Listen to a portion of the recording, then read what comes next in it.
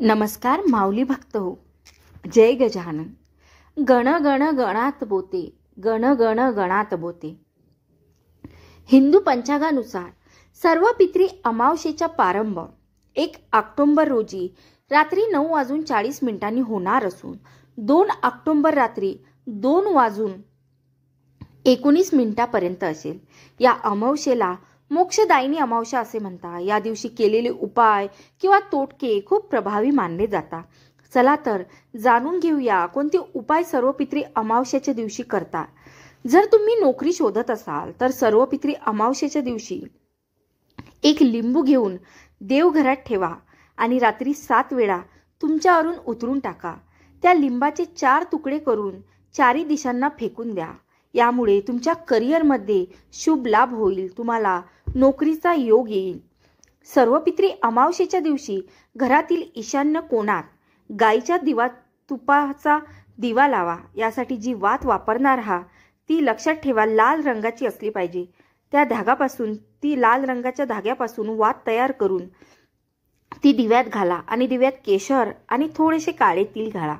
यामुळे आर्थिक स्थिती मजबूत होईल आणि कर्ज सुद्धा कमी होईल.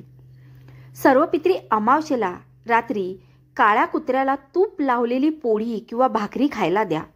जर कुत्र्याने त्वरित पोळी खाल्ली तर शत्रू किंवा विरोधक तुमच्या विरुद्ध काहीतरी करू शकणार नाही.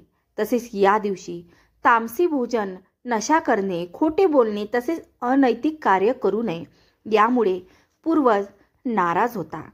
सर्व पितरी अमावस्येला रात्री 5 लाल फुले आणि 5 प्रज्वलित दिवे नदी किंवा तलावात सोडून द्या. यामुळे धनलाभ होतो. तसेच कुटुंबातील प्रत्येक व्यक्तीची उन्नती होते. सर्व पितरी अमावस्या कालसर्प दोषाचे निवारण करण्यासाठी उत्तम मानली जाते.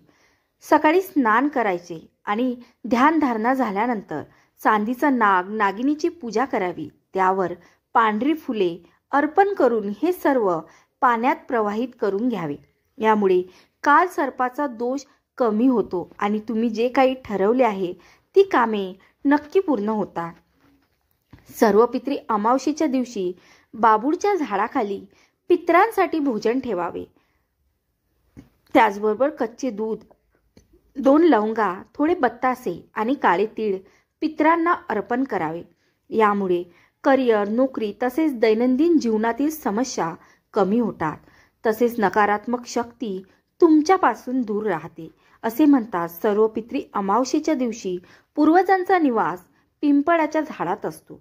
त्यामुळे पिंपळाच्या झाडावर कच्ची लस्सी, साखर, तांदूळ, दूध, काळे तीळ आणि फुले अर्पण करा. ओम पितृभ्य नमा मंत्राचा जाप करून 11 प्रदक्षिणा घाला. त्यानंतर पितृसूक्ताचे पठण करा. संध्याकाळी पिंपळाच्या झाडाखाली दिवा प्रज्वलित करा. काळे तीळ अर्पण करा. यामुळे तुमच्या वाटेतील अडचणी दूर होतील आणि पूर्वजांची कृपादृष्टी तुमच्यावर कायम राहील. सर्व पितरी अमावस्येला 2 पूर्वजांच्या नावाने लोकांना जेवण द्यावे किंवा गरजवंतांना खाऊ घालावे. तसेच मुंग्यांना गोड पीठ किंवा माशांना पिठाचे गोळे खायला द्यावेत. हे उपाय केले तर तुमच्या जीवनातील सगळ्या इच्छा पूर्ण होतात. माऊली भक्तांनो, व्हिडिओ आवडला तर नक्की लाईक करा आणि शेअर सुद्धा करा.